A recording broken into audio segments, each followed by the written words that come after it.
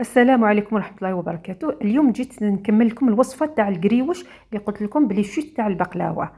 يجي رائع مقرمش، ما فيه لا خميرة لا حتى حاجة. انا هنايا راني درتو بالبقايا تاع البقلاوة، الاطراف هذوك اللي نحيتهم.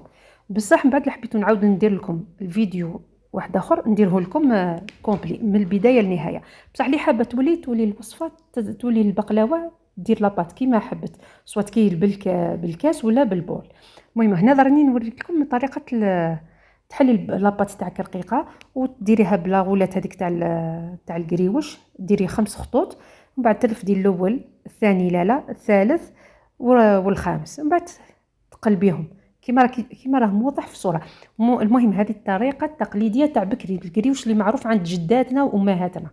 هاكم تشوفوا الطريقه موضحه هايله. وما نقول لكم واش نقول لكم تاني، بنين ويقرمش يقعد مده طويله. انا بهذا لو شو ديجا خرج لي كميه لا باس بها، واحد 18 ولا 20 حبه تاع قريوش اللي خرج لي وكبار. المهم ديري لها الزيت تحمى مليح، وبعد نقصي لها وطيبيهم. انا عند هنايا كي كونتيتي صغير درت غير مقله صغيره، طيبيهم حتى يتحمروا، ومن بعد تجوزيهم في العسل، تصيهم في العسل في زوج جوايه، ومن بعد تاكلهم. اللي تحب ترش لهم جنجلان دير لهم، اللي ما تحبش كيما انايا نحبهم هكذا سامبل كيما تاع بكري. المهم وصفه ما شاء الله عليها، ان شاء الله تجربوها وترجعوا لي بالاخبار. الا حبيتوا نعاود لكم لا روسيت من دار وجديد نعاودها لكم. الى اللقاء.